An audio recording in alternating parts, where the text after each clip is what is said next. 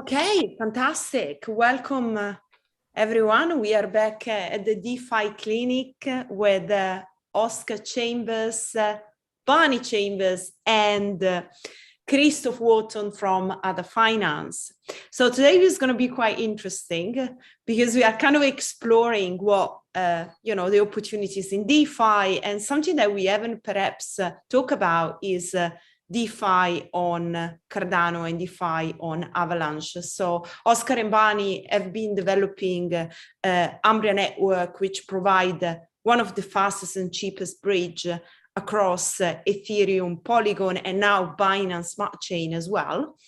And Christoph is building the future of DeFi on Avalanche and Cardano, which sounds very interesting. Seems like we cover all the blockchains, huh? So where do we start? I mean, I'm not sure how technical we want to go in the beginning, but I'd love to know what the challenges are when developing an NFT platform on Cardano compared to an EVM compatible chain like Avalanche, or one of the standards like Polygon or Ethereum mainnet. I'm the CEO, I'm not the CTO. I wish I could talk completely from the technical side as well. No, apparently to the CTO, I am above average with the technical capacities that I have. So I think with Cardano, when we talk about NFTs, we basically right now we have three platforms, three blockchains for that. We got Polygon, we got Binance Smart Chain, and we got Ethereum. Those are the main three ones used these days. I know that that Cardano has two projects going with building an NFT marketplace as well. I'm not aware too much about how far they are in terms of the development. I do know that they are pretty well progressed. I know that NFTs is a part of DeFi. I consider it as a part of DeFi at least. And I think that from my point of view, what's possible with Ethereum, Binance Smart Chain, and Solana, for example, or Polygon, with the EVM compatible networks, it's not possible yet. Like for Cardano, one of the things is, and what I'm looking forward to, is actually wrapping collateral, so wrapping a token in NFTs. So NFTs are being used these days still as a utility, or as art, or as I think utilities and art are the main two common pieces. But I think wrapping a token as collateral into an NFT, that's yet to be done on Cardano. I think I'm not too far up to date with that, because NFTs is, out of the whole things in DeFi, NFTs is one of the things that we don't touch. We have a partner for that is willing to wrap our token in an NFT. But we are developing on both Avalanche and Cardano in parallel. So with Cardano having some of the definitions missing in the PAB, so that's why DeFi and Cardano does not go 100% hand in hand yet. So for that reason, we decided to issue our token on Avalanche, which is EVM compatible. So that makes us possible to wrap our token in an NFT. So that is coming. Yeah, one of the big criticisms of Cardano is that it doesn't follow the UTXO model that Ethereum does at a protocol level, and so there are a lot of things that at the moment are not really, maybe not impossible, but haven't been figured out on the Cardano blockchain. And I'm interested to see what happens in the next 6 to 12 months when people start solving these problems, and then we really will start seeing big adoption of Cardano potentially as a platform. I think sorts of things.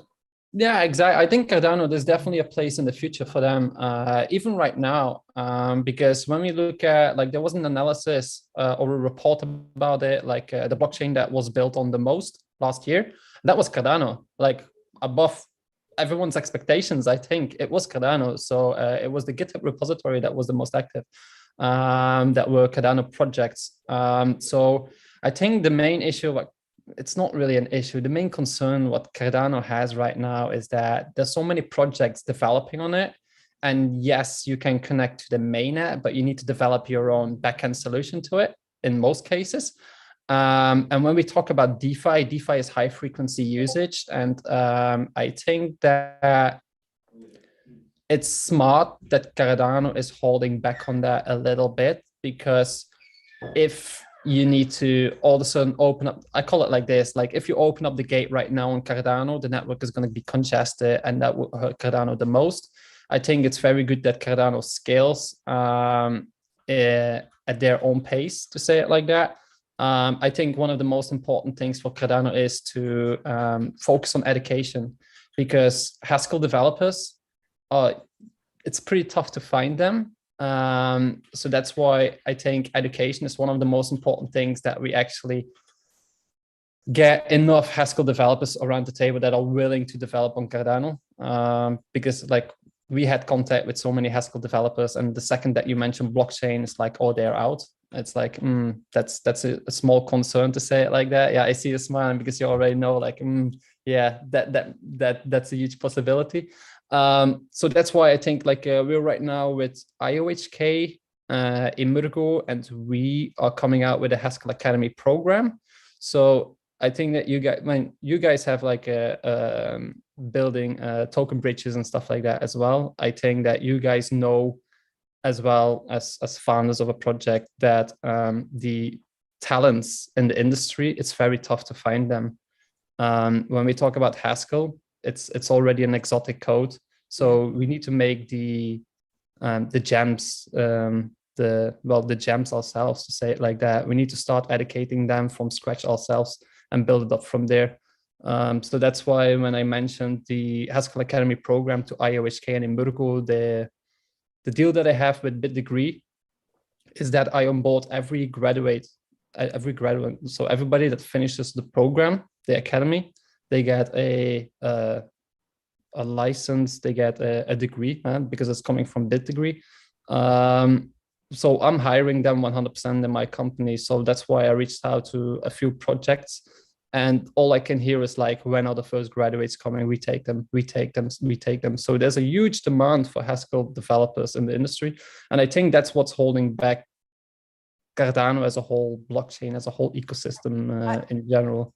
I think, Chris, so just following up on that, we mentioned about NFTs on Cardano. So from my understanding, and I've been looking into that, maybe not from like too technical perspective, but they are basically based on native assets, which is like a token that you can flip. It can be a token or an NFT. So it's like a new way to think about NFT. They are actually on layer 1 rather than an NFT on Polygon that is on layer 2 and just display there.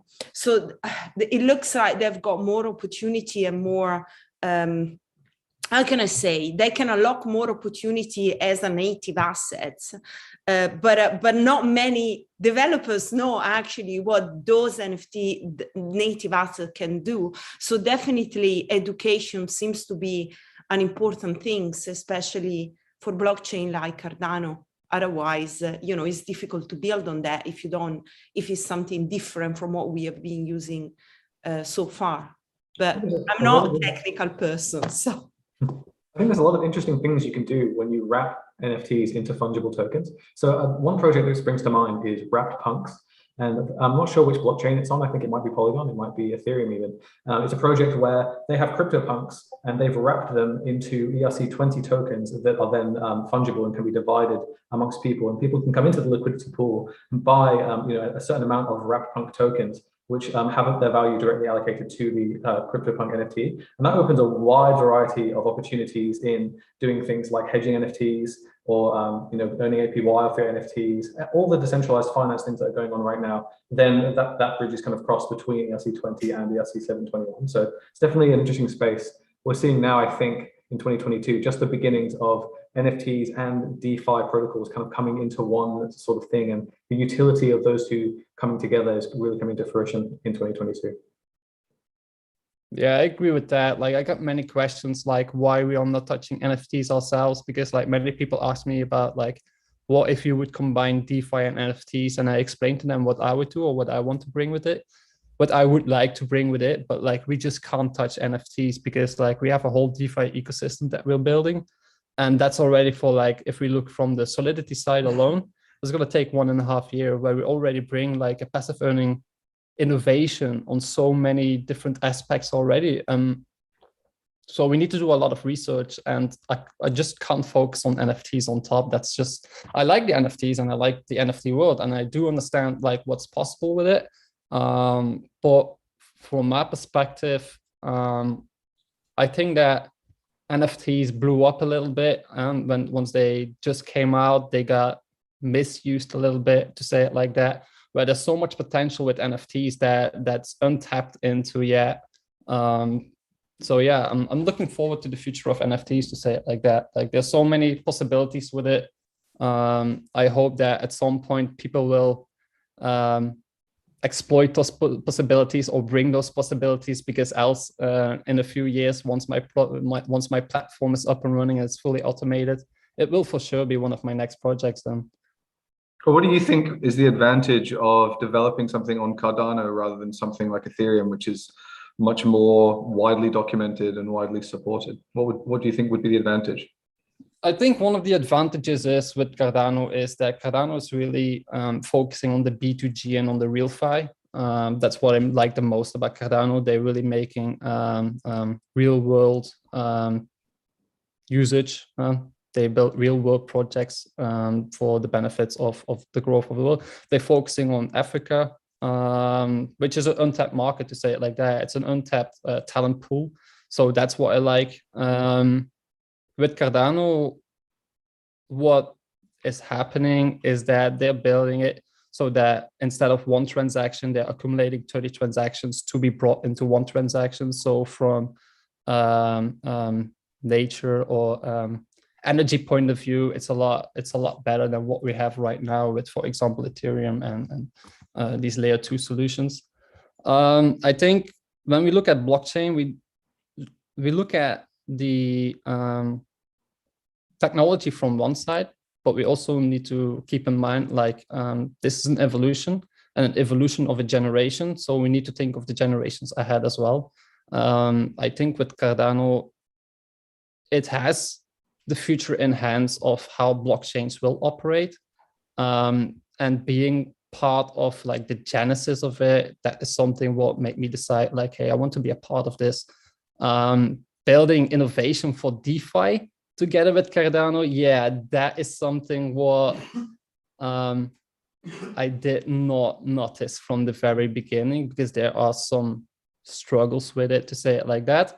But every time they come with an update, every time there are more things, more definitions in the PAB available. I know that IOHK is working very, very hard together with Tweak and together with MLabs to get things going. But we're talking about a complete new mechanism of how a blockchain operates.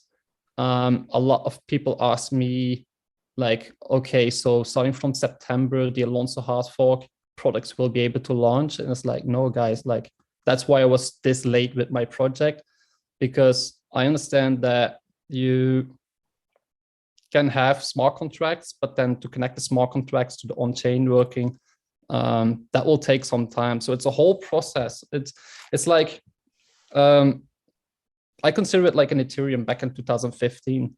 Do you want to launch DeFi on Ethereum back in 2015? No, I don't think so. I mean, the network is not ready for it. It's going to be congested constantly. It's the same thing what we have right now with Cardano. I don't think that the blockchain would be ready for high frequency usage.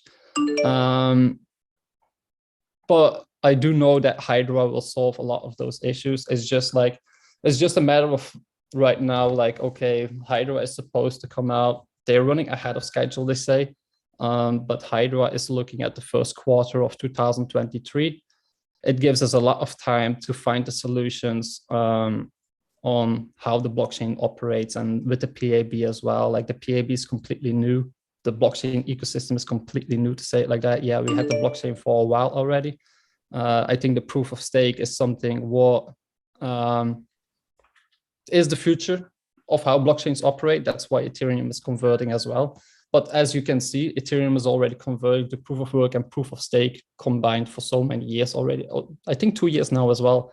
So how long will that take? Like, I think that Cardano will be the first one that has a fully operational ecosystem running on their blockchain. And it's going to be faster than Ethereum, even though Ethereum and all those EVM compatible blockchains and networks, all, to say it like that, all your developers combined, again, or against the Cardano development, I still feel that Cardano will be the first one to have it fully operational. I hope so. I hope so. I mean, I like Cardano. I like Cardano a lot. But from the other hand, we're developing in parallel on Avalanche because as a founder CEO, I could not take the risk for the investors and for my project. I think that Avalanche has the best financial depth infrastructure on the entire market right now. I looked at Polygon, I looked at Binance Smart Chain, I looked at Ethereum, of course, Solana. But when we talk about financial depth development, I really think that Avalanche has the best infrastructure for that. So that's why I think with Avalanche, things are moving in the right direction. Can we expand on that, Christoph? Maybe Oscar and Bunny, you can also explain a bit more. I mean, I'm not familiar with Avalanche myself. What does it mean? It can basically perform better when we are talking about DeFi. Well, there are two major considerations as a developer for DeFi. One of them, well, there's probably three, but the first two are how many transactions per second can the chain handle and how much do they cost? The third one is, how secure is it? But we all kind of accept a priori that these blockchains are secure enough that we would want to launch our DeFi applications on top of them.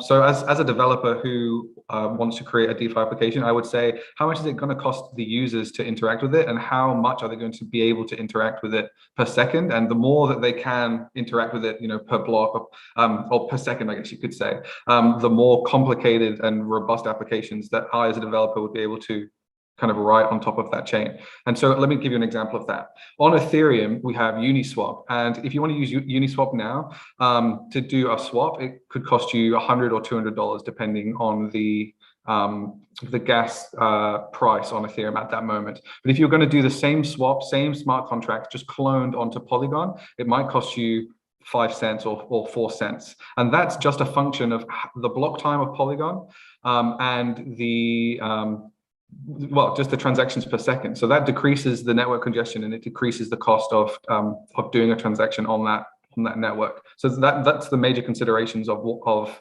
a developer who would be creating systems on top of one blockchain or another.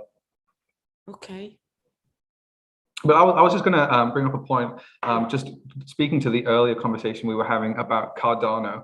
And that is, I remember when I joined the crypto space back in about late 2015, early 2016. And I remember that Cardano was really popular back then. And a lot of people were talking about how they thought it was going to be the most important blockchain or the most significant blockchain, but in the future. And I think that speaks to the fact that Cardano is taking what's called a rigorous approach to development, which is to say that nothing is going to be deployed until we're absolutely sure from every single angle that it's secure and that it's going to work as we expected and that there's not going to be any, surprise consequences. And that's sort of one style of development that you might have over here. Whereas Ethereum, on the other hand, has done the exact opposite thing, has said, we're going to write some code, we're going to deploy it to the network, and if it breaks, we'll fix it. It's a move fast and break things approach.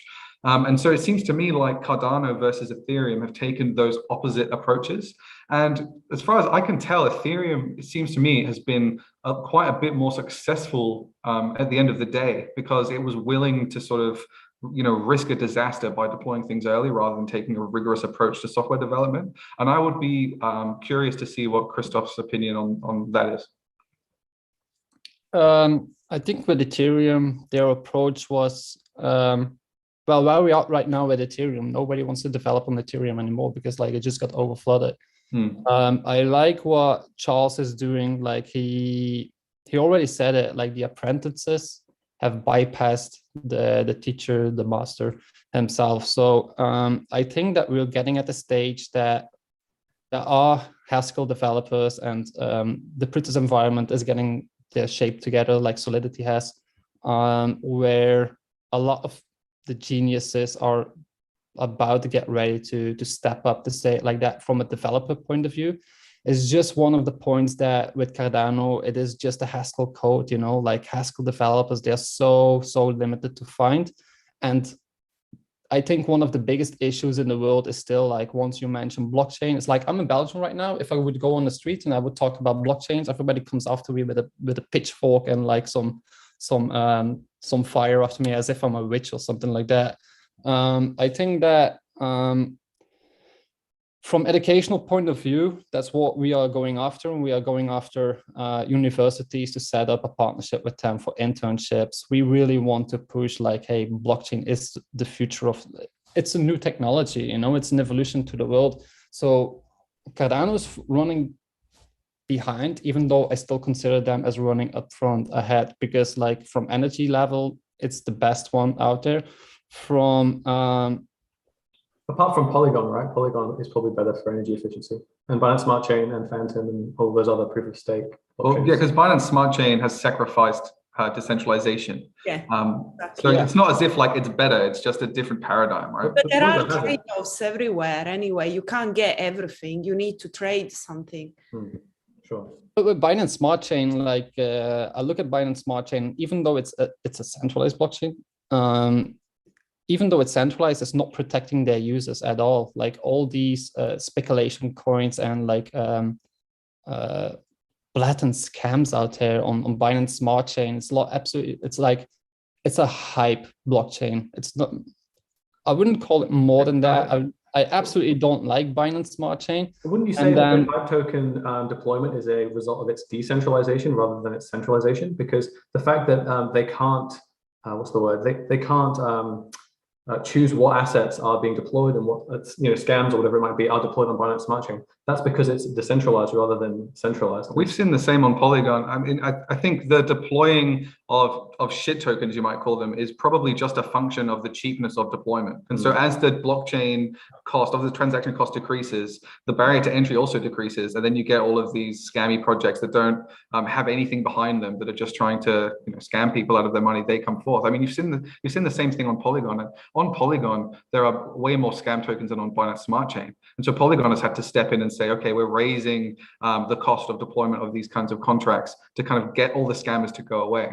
And so that it might be that Binance Smart Chain is allowing these scam projects to get in, or it might be just a consequence of the fact that deployment is so cheap on those chains that it is the best chain for someone who wants to deploy a scam. Yeah, and I definitely agree that Ethereum is too expensive and it has a few problems right now that would make you not want to deploy on that blockchain. But that's why I love Polygon and Phantom and Avalanche as well, that you're deploying on. And yeah, I would be curious to know why you wouldn't want to deploy all of your stuff on the one blockchain, let's say like Avalanche, for example, and what, in your opinion, would be the advantages of deploying some of it on Avalanche and then the other section on Cardano? The reason to develop on both blockchains in parallel is that DeFi gives you ownership over your assets. That's one of the things, that's one of the biggest benefits that DeFi does. But I also think that a DeFi ecosystem should give the liberty to the user to choose on which blockchain do you want to operate this DeFi ecosystem on. I think that I checked yesterday on 1inch.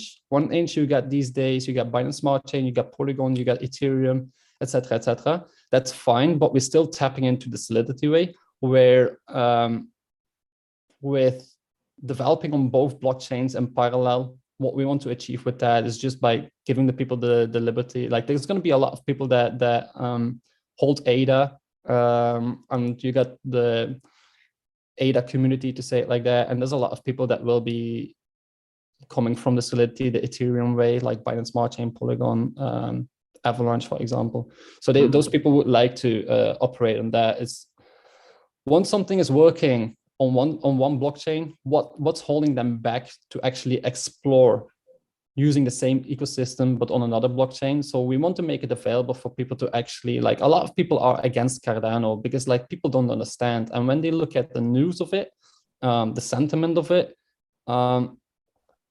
it's something what is holding back a lot of people. That is one of the things that we come across with on a daily basis. We are ADA Finance, and just for our name, some of the meetings are a struggle. And even though you need to explain them like 3-4 times that, hey, we're developing on 2 blockchains in parallel. We're both Cardano and Avalanche. And even we have issued our token on Avalanche, it's still like, oh, your name is Ada Finance. You will lose a lot of audience and a lot of interest from the audience. And that is something what we noticed like a lot. So yeah, that's basically the reason why we develop on both blockchains at the same time. Initially, we want to develop just on Cardano. I knew that with the Alonso hard fork, it would still take time for products to be deployed on the mainnet. I always said that February for DeFi would be the right time for products to be able to be deployed. We are about to hit February, and even though Cardano makes a lot of progress, I don't think that it will be ready in February yet. I don't think so. I think we will be looking more towards like April, May for the first products to be allowed. Well, maybe not allowed, that's wrong wording, but like the first products to be capable of connecting to the mainnet, even though we got Muesli Swap now. But Muesli Swap had to develop their own backend solution to it, which is smart to say it like that. But do you mean like a centralized layer on top? Is that what you mean by backend solution? I think they bypassed the PAB missing definitions. I think that's what they did. Like we are very occupied. I don't really look left or right. I try to stay up to date with what's going on, like with other projects, but there's so many projects coming out or so many projects promising so many things. And when I look at like, if I then occasionally look at other projects, they make like promises like, oh, we're going live next week. And it's like, how are you going to do this? Like this I really wonder it. And then a week later, it's like, oh, we have a delay indefinitely. It's like, yeah, duh. Like, I think a lot of projects are doing it from marketing perspective. There's also another really interesting challenge as well, which will be the interoperability between Avalanche and Cardano. Because right now we're just seeing the first kind of big boom of bridging technology between the EVM compatible chains. And there's a lot of people doing different things and a lot of people doing the same thing. There's a lot of challenges to find solutions to between EVM compatible chains. So then moving one level further than that, bridging the gap between an EVM compatible chain with Avalanche and then Cardano, that's going to be like a very interesting and technical challenge, and also something that will be very interesting to see in the future how all that kind of comes about. Yeah, absolutely. Like yesterday, I had a discussion with my CTO as well. My CTO had his own business, which he now left to focus 100% because he said like, this is what we want to build. It's huge, it's big. And it will take like 100% of his focus and dedication, where it's not just an 8 hours job. And he's my CTO. So that's why he said like, we work together on a centralized liquidity aggregator framework. So that's why yesterday we had a discussion actually, like, do we actually need to develop our own swap? Because like we have developers working from the in-house, we have contractors, but like we're developing right now the DeFi features, which are innovational to the industry in the way of passive earning opportunities. So that's our focus, to have like in the initial utility there for the end user, for the investors as well, for the public sale people as well. But when we look at the swap and when we look at Avalanche, for example, Avalanche doesn't really have so many swaps, to say it like that. So if we would build just the features and then we would be a liquidity aggregator of other swaps like Trader Joe XYZ, that's the most famous one. The other ones, I didn't really look at them yet even. So I think what 1inch has done, I like it. It's amazing from not just from business model, but also for the end user. I love it. Where we have in our roadmap, and this is what I want to build, it's peer-to-peer lending that feeds margin requests. Now, when you do margin trading in a decentralized way, you better have enough liquidity available, unless you're going to make synthetic tokens, which is going to be a representation of the real token, of the real value, to be able to trade with that, where it doesn't really touch the liquidity pool. That is one way to do it, but the way that we yesterday discussed, I mean, it's just a discussion where it might be better to just like be a liquidity aggregator, where all the liquidity of the liquidity pools, basically you pull together into one platform.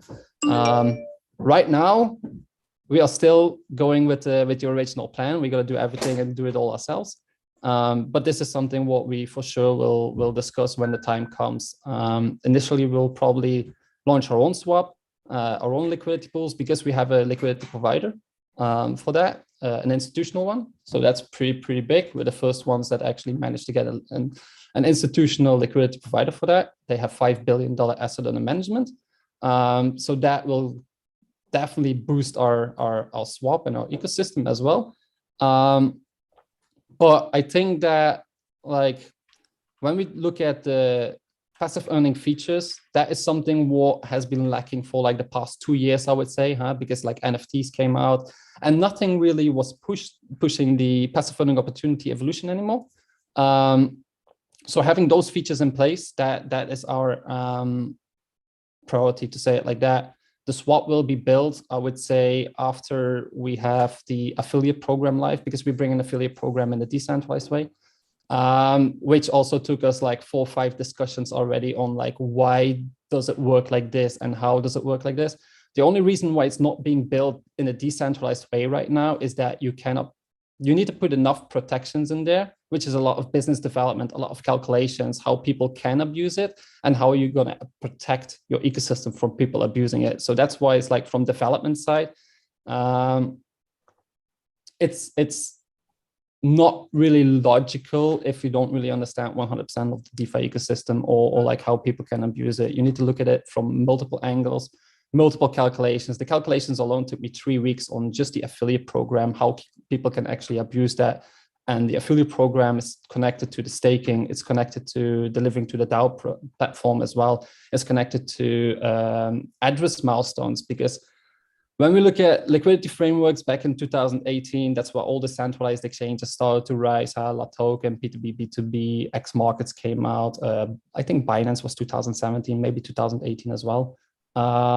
So just as an example, so many centralized exchanges came out. The user activity dropped.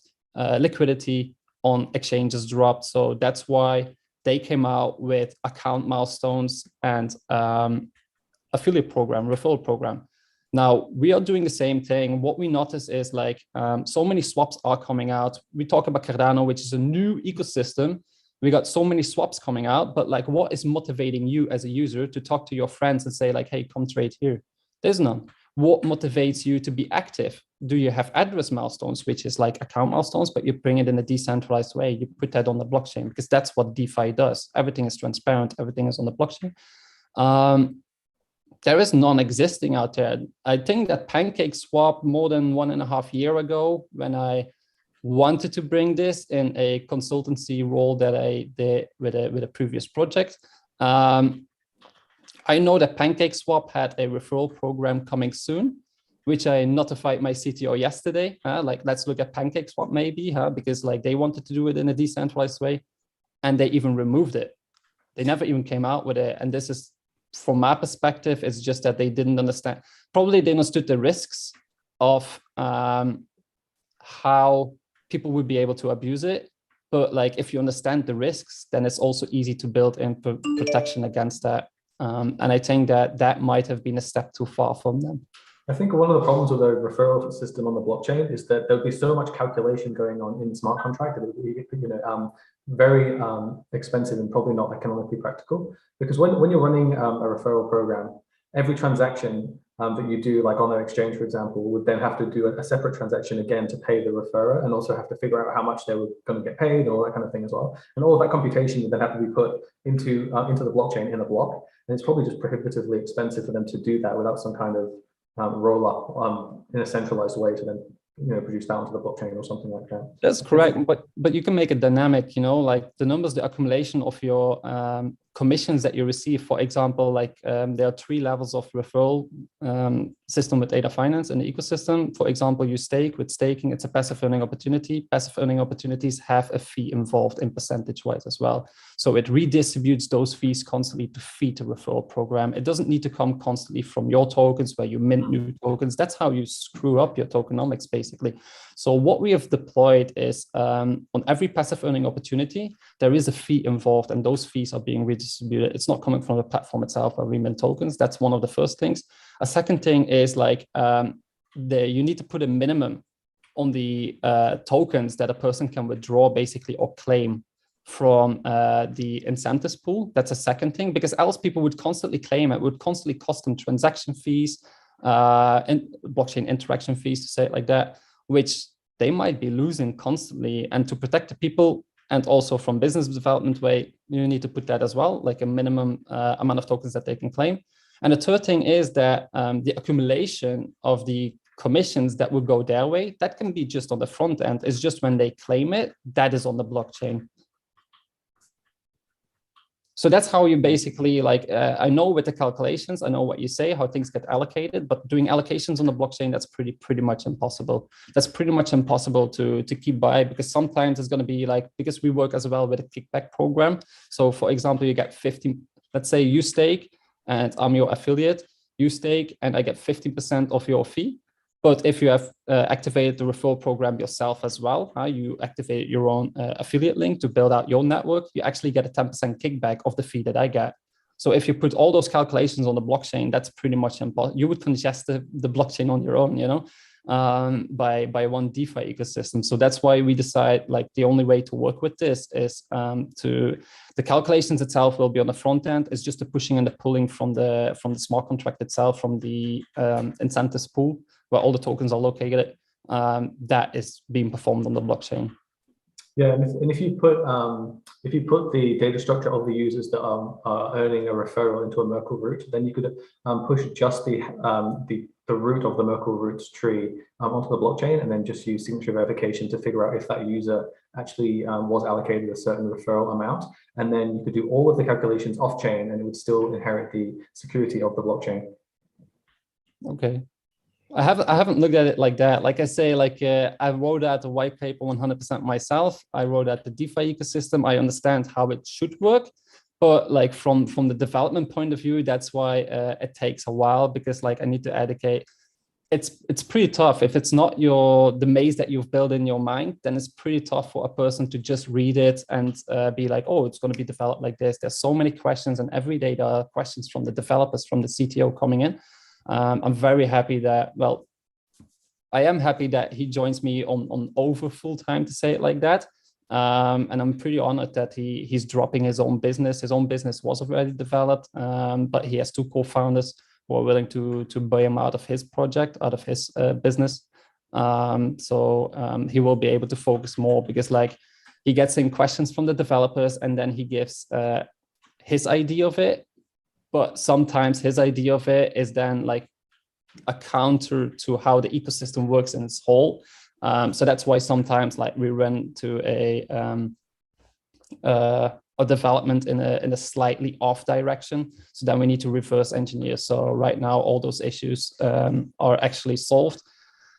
It takes a lot of education and a lot of time sitting together, but that's pretty fine. We're both from the same city. We're both living in Vilnius. We're pretty good friends as well. So we spend a lot of time together, where we will be on top of things to push things in the right direction now. So. And like you say, finding good developers in the crypto space is just so rare. And I think that's probably a consequence of it being such a new ecosystem. There's not the legacy that there would be in something like mobile app development or web development or something like that. And so not only are there less people in the space right now, it's also more difficult for people to get in, because there's not the robust set of tutorials and things like that online that make it easy for you to learn something like Solidity development. And so I think it's going to take probably another 5 or 10 years before we have a surplus of Solidity developers like we would. It's not very similar to web development or app development in another way, in such that if you're a beginner, you can't actually write anything useful. You have to be an expert. So if you want to write something as amazing as Uniswap on a contract level, you have to really know what you're doing. You have to be a master of the crypto space and know about many different technology stacks and all of that kind of thing. Because you don't want to create a piece of software that has a big hole in it and everyone loses all of their money. So it's got a great barrier to entry for new developers as well, and so that makes it I think back in 2017, 2018, it was easier to find the Solidity developers than you got them right now, because right now everybody says like, oh, I'm an expert in Solidity development, or I'm an expert in DeFi and Solidity development, and then you give them a basic task of one day. Like we have a smart contract or smart contract code where we put like specifically arrows in there, where we just ask them like, hey, look at this smart contract, look at this code. It's a distribution smart contract. Like, for example, you got your seed sale, you work with a vesting schedule. So this is a distribution smart contract, like, but it has errors in it. Can you exploit those errors or just make your notes? There's so many people that we are trying out, and it's just a one-day task, you know, it's just a one-day task that we ask from them, like, hey, can you just make some notes and how you would solve it, how you would fix it? And we get so many times like some GitHub repository clones, which is actually staking and stuff like that. So right now, the industry is full of people that just say that they're an expert and they're capable of things. But if you put them on a simple task, we learned this the hard way, where initially we gave them like a full agreement. And then after 2 weeks, like they just like, they're not delivering, they're not performing. And what they're performing is just a fork of something what was already out there. And it's like, hey, do you really... How can you test people these days? And I think that with education, that's where it starts. Like here in Belgium, I don't think that there are no universities offering a blockchain course, like absolutely none. I know that it's starting to be done in the US, in China.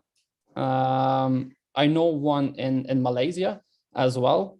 But I think the US, China, Japan, Korea, those are the top 4 countries that actually have blockchain courses in university and stuff like that. So I think that once regulations really kicked in, because like I'm pro regulations, even though I'm building DeFi, I'm pro regulations. We need to regulate the space so people can actually trust the space.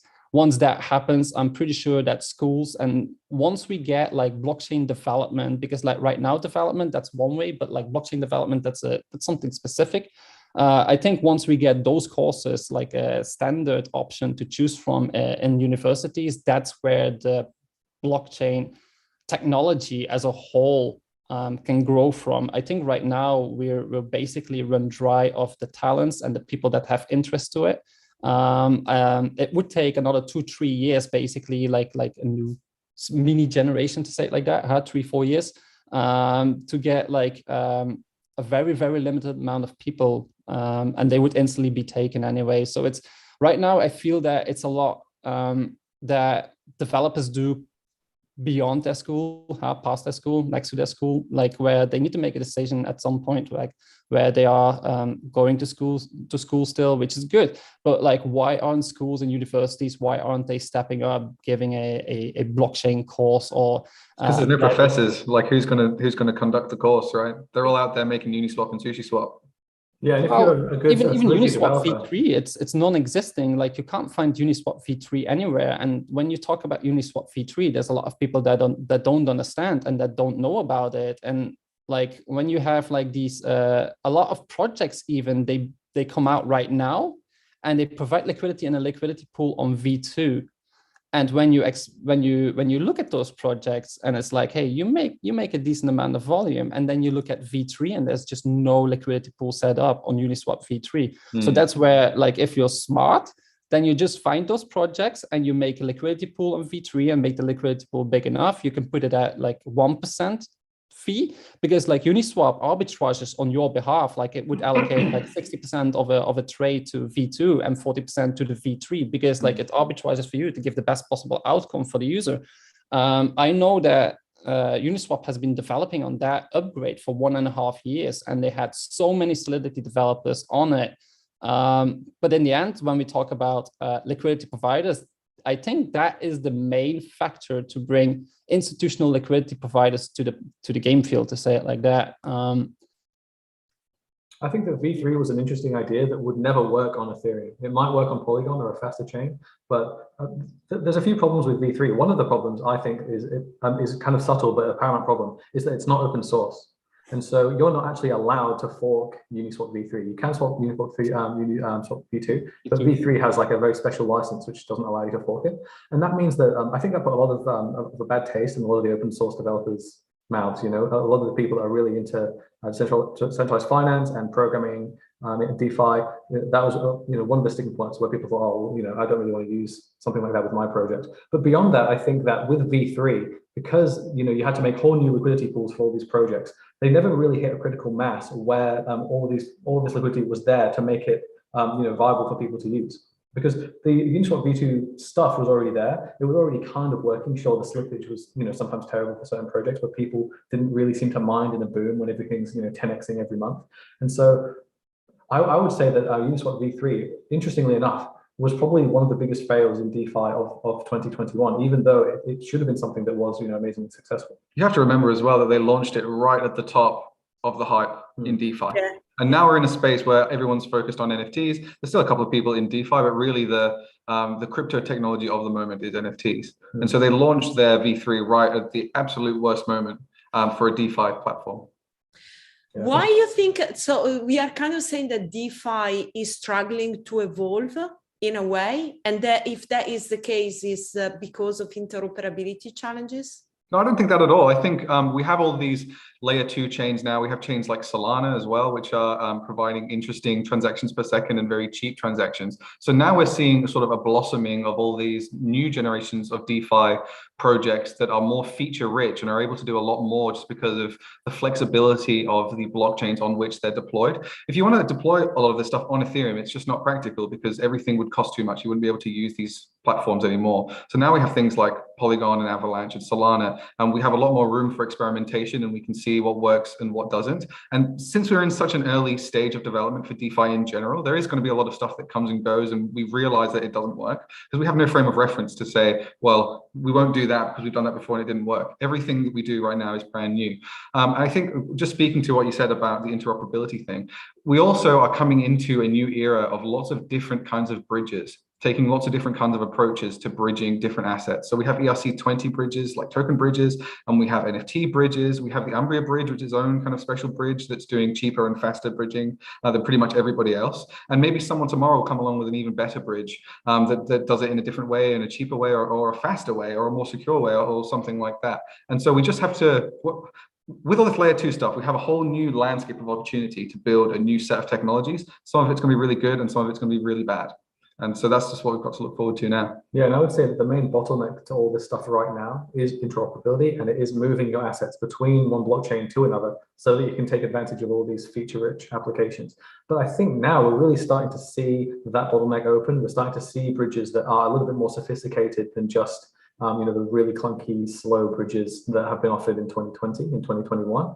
And in the next 6 to 12 months, we're going to see a big surge of projects which are focused just on interoperability and really gluing the whole space together so that people can move their assets freely around. What we say a lot is we kind of refer back to the internet, the blooming internet era, where if you wanted to create a custom email address, you'd have to set up an email server and do a whole bunch of monkeying around with the tech, and you'd have to be really tech savvy to set anything up. If you want to set a website up today, you go to wix.com or Squarespace, whatever you like, push a few buttons and you have a beautiful website ready for you.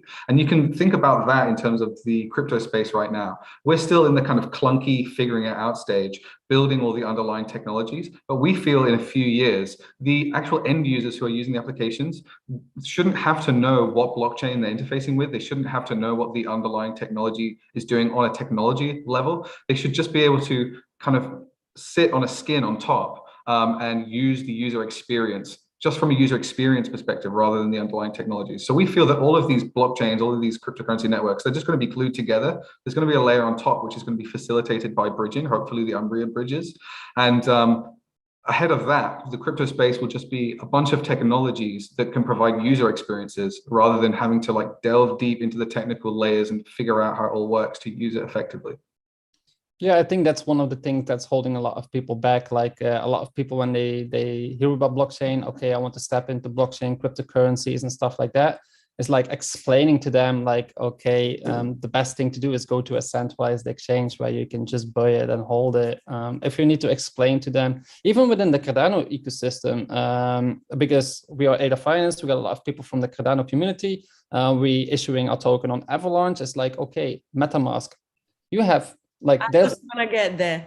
there's so many people. It's like MetaMask, what's that? And it's like, how long are you in crypto? It's like 3 years. And it's like, so you don't know MetaMask? It's like, no, what is MetaMask? I know Yoroi, I know Daedalus. And it's like, but like, I know Zero Wallet. It's like, yeah, but it's a web plugin, you know, it's your wallet, you know, and you can have like Binance Smart Chain, Ethereum. And that's why they say like, oh no, it's Ethereum. No, thank you. I don't need it. And it's like, but you can have like Ethereum assets on it, but it's also, I mean, you can also have your Avalanche assets on it. You can have your Binance Smart Chain assets on it. So it's like multifunctional.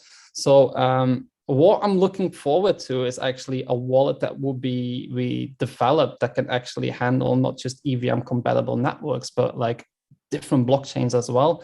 I think that is one of the things that will be needed for the future, because like we cannot limit the people right now to just one blockchain, because like there's so many products out there on Avalanche, for example, which are better than Cardano. There are some things out on Binance Smart Chain even, which from my point of view, they're better than stuff that are being out on Solana, for example. And it's like when you put people in a box of just a single blockchain, you're wasting a lot of opportunities basically in this whole crypto industry. So that's why interoperability is one of the best things that would progress the user experience from one way.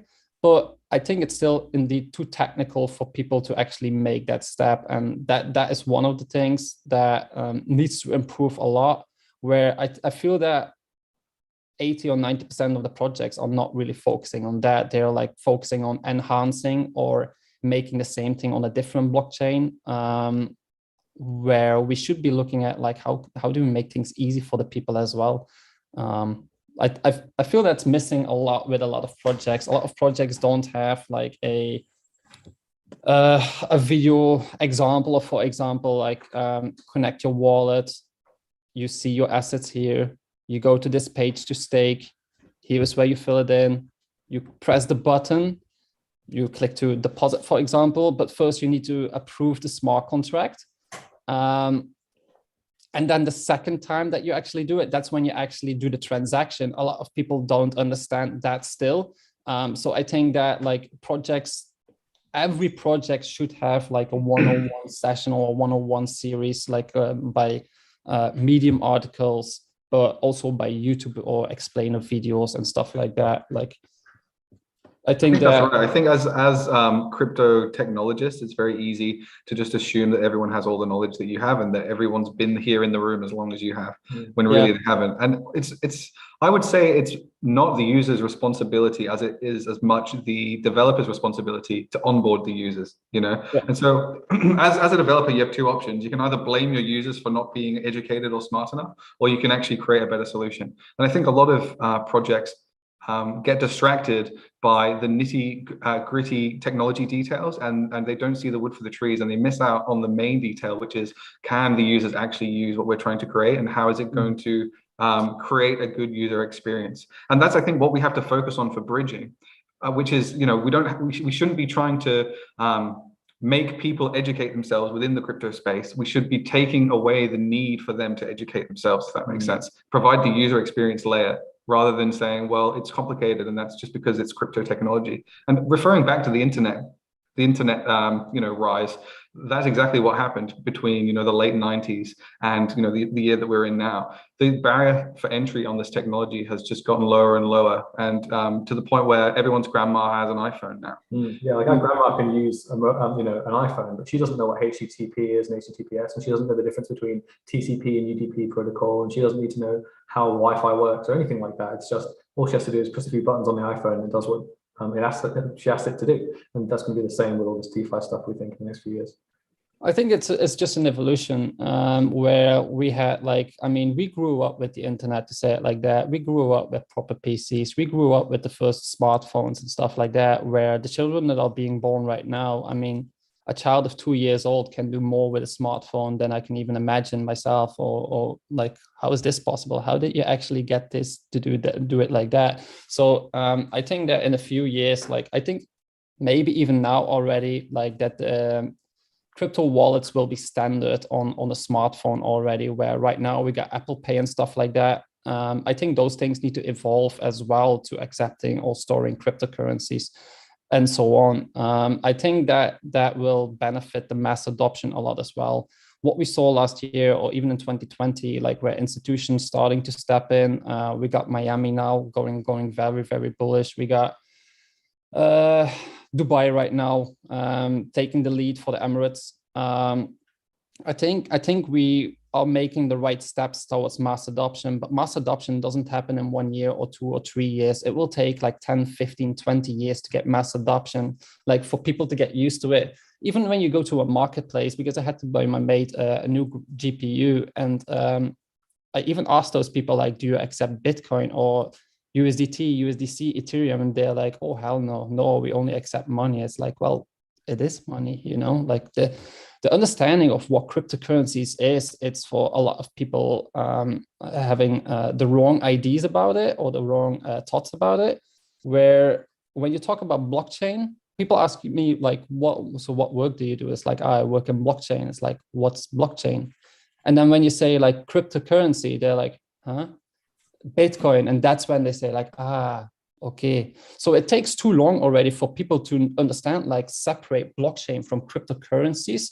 That is already a huge step for people. And I think that we're running behind so much with that, where when we bring this in a normal way to people, like when you talk about blockchain, people already instantly make the link themselves to cryptocurrency, even though cryptocurrency is a part of blockchain. The blockchain technology is just an evolution to the world, where right now the world needs to make the steps into accepting that it isn't evolution. It is making the world a better place, even though it also provides transparency, which is one of the big selling points of blockchain, to say it like that. But I also think that, like, from optimizing processes, DAOs, for example, putting everything on a proper blockchain, I think this is something what the world itself is still afraid of. The world has always been afraid of evolution. And I think that with blockchain technology, it's no different than that.